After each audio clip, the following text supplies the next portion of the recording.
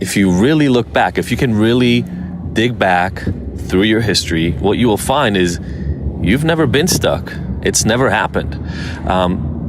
You are constantly moving in one direction or another. Welcome to the Ignited Recovery Podcast, a new way forward for anyone looking for answers but feeling left out. If you've been searching for empowerment, triumph, and purpose, you've found them right here. You won't hear the same solutions, and you're not going to have any excuses to fall back on, because Ignited Recovery allows heroes to rise and become their best selves. I'm Dr. Adi Jaffe, and I can't wait to be your guide on this journey. Are you ready to become an ignited hero? All right, everybody, welcome to today's Ignited Recovery Secrets episode. I'm Adi Jaffe, and I'm coming to you on the way to a talk, and I thought I'd share with you some of the things that I'm going to end up talking to this crowd here today about. So the people I'm going to talk to today are primarily parents. They're parents whose kids are either doing things they don't want them to do or underperforming in school and in other areas of life. And they're worried. They're worried about what to do, as any parent would be. You know, I've got my three little ones, and they're not really at the point right now where I have to worry too much about school or any of those things, because they're, you know, it's pretty early in their process. But that's going to come, right? That day is going to come. And so I'm there, and yes, I'm going to talk about addiction because that's something that I talk about all the time.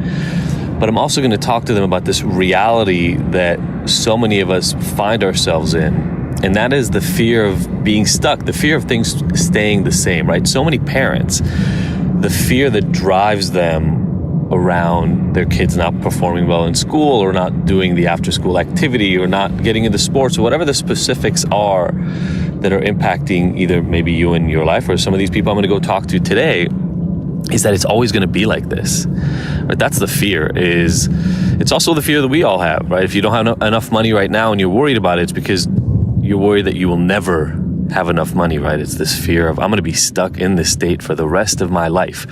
If you're experiencing anxiety right now, or you just had a breakup, you're afraid, I'm going to be anxious for the rest of my life, or I'm going to be alone for the rest of my life. It's this deep, visceral fear of being stuck in this current state. Now, here's the interesting thing. The interesting thing is that if you really look back, if you can really dig back through your history, what you will find is you've never been stuck. It's never happened. You are constantly moving in one direction or another. There might be moments where your life stays apparently stagnant, right? Maybe you've been stuck in a bad relationship. But even there, if you really think about it, you pay attention, it kept getting worse, right?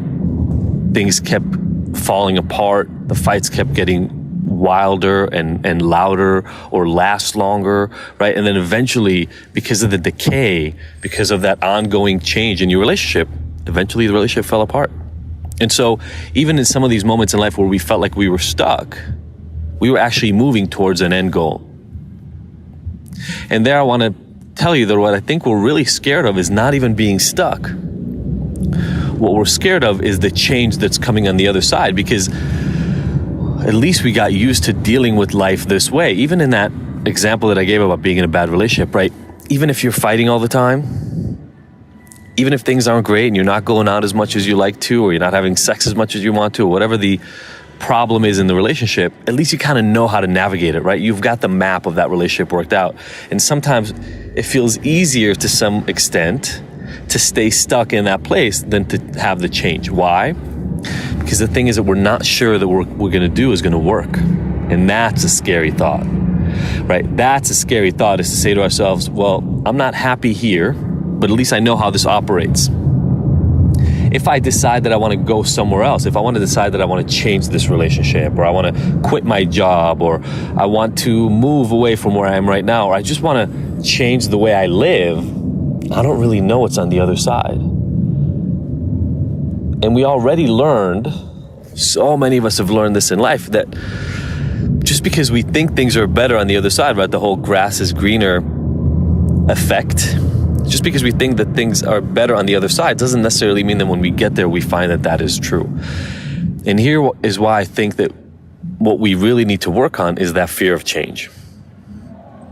Because, look, again, if things were really static, if things were always staying the same, you'd be stuck in some school right now, sitting in a little chair doing homework, right? Because life is always the same. Or maybe you'd actually be even farther back. You'd be like playing hide and seek or catch with your friends in the schoolyard when you were in kindergarten. Or maybe you'd be back as a little baby when you really couldn't handle anything, right? You couldn't even feed yourself, couldn't walk, couldn't talk, couldn't express anything that was going on inside. But you're not stuck in any of those stages. You've progressed through each one of them. And so what we have to get comfortable with, and this is a scary thought for a lot of people, is that change is coming. Whether you're doing great right now and you're really happy with where you are, or you're miserable with the way your life is working out, change is coming. And the only thing that we really get to do is make a decision about whether we want to let it play out in whatever way it does, or whether we want to put some preparation into it that we hope will move it in a direction that will make us happy. And what can be really scary is all we have is that hope. Because I don't really know what's going to make my life better next year, make my life better in the next decade. I don't really know. The only thing that I've found in my life is that with preparation, perseverance, and action, eventually life progressively gets better. But it's really hard to predict any single action, any single thing that I do that will get me there. And that can be so scary for some people. And I've got so many stories in my back pocket when I talk to people about this, to clients or to, lectures like the one I'm going to give right now, this workshop, about just how unpredictable change is. I tell this one story. I don't know how many of you listening right now are too young to remember her, but if you remember Queen Latifah, who was a rapper back in my days growing up, she's now an actress in all these kids' movies. But when she came up, she came up from nothing. She had zero. Single parent family. Her mom raised her, and her brother had really nothing coming up. And all of a sudden, she had this hip hop career, and she started making money. And then she started making money even outside of her own rapping. She started producing other people and started making real money. And when she came up, she decided that she wanted to give back to the people who brought her there. So she bought her mom a house, and then eventually she bought her brother the gift that he's always wanted, the thing he wanted more than anything else in life. This kid had been dreaming about a motorcycle, about a Suzuki GSX-R motorcycle. He had pictures of it up on his wall. He'd been talking about it his whole life growing up, but he had no money, so he never thought he'd be able to get it. And then here his sister gets all the money in the world. So she goes, and for his 18th birthday, I believe, she buys it for him. And she goes and gets him this thing that he wanted more than anything else in life. And he is so happy. Just imagine for a moment if your sister, your dad, your mom, somebody close to you gets you the thing you've wanted for years and years and years you've been dreaming. He's elated. She got him all the gear too, the jacket and the helmet, the matching helmet, all that stuff. And he was ecstatic. He never thought he'd be able to afford this thing himself. And there it is sitting in front of him for his birthday. So he goes out and he rides with his friends, and some of his friends were riding motorcycles already. And he is just over the moon excited. And then 2 weeks later, he dies on that bike. And the thing is, when you hear a story like that, I don't even know what to do.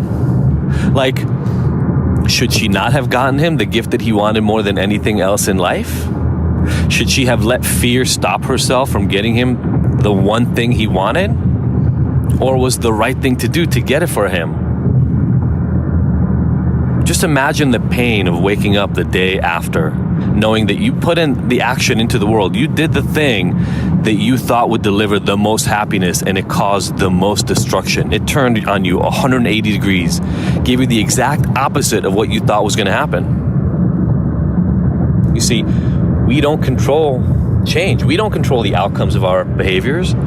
All we can do is prepare the best that we can, put our best foot forward, and move on. And the thing is that sometimes the actions that we take that seem the most inconsequential are actually the ones that deliver the most value. Because in my life, for instance, I went back to school because I couldn't get a job. I couldn't get hired. You've heard that story before. There was no big master plan.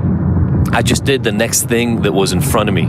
6, 7, 8 months of trying to get hired at the malls, trying to get any job that I could get and not getting hired. And I said, you know what? Fuck it. I'm going to go back to school. I had no idea that was going to lead me into a PhD in this entire career. And sometimes all we have to do is do the next action that's right in front of us. So if you're feeling stuck right now, I want you to work through this in your head. There's zero chance you're stuck where you are right now. It's never been true. It's never going to be true. Things are going to change. So the only question is, what are you going to do today? What are you going to do tomorrow? Are you going to allow the world to push that change in whatever direction it wants anyway? Or are you going to be actionable? Are you going to be deliberate about what behavior, what things you're going to put into the world that'll drive you closer to the end goal you want? And if you've listened to the 1% Principle podcast episode that I've had here before, all you're looking for is incremental change, incremental improvement, something that pushes you forward in the direction you want to go. That's all we got. That's it. That's how I got here. That's how anybody who's successful that you've ever talked about, I talk a lot about these stories like Abraham Lincoln and J.K. Rowling and Thomas Edison and Henry Ford and all those people. And yes, their stories are stories of this incremental change, but so is every other success story you've ever heard in your life. So the only question is, are you going to do what is required today and tomorrow to just keep marching forward, believing that this is the best you can do and the only thing you've got to do? If you do that, I guarantee one thing, you're going to end up improving your life.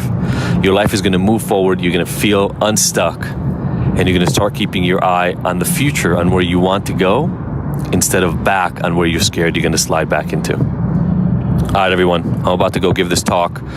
Hope this was useful for you. If it was, screenshot it. Tell us what you liked best about it. And I can't wait to see you next week. Bye. Thank you for tuning in to the Ignited Heroes Recovery Podcast. I really hope you found the information here useful and that we'll see you back here next week. And look, I want to make sure that this podcast is the most useful it can be for you. So please let me know by emailing info@ignited.com if there are any specific topics or questions you'd like to have addressed. As usual, if you like this episode, I would love for you to leave us a 5-star review and rating. Thanks, and see you next week.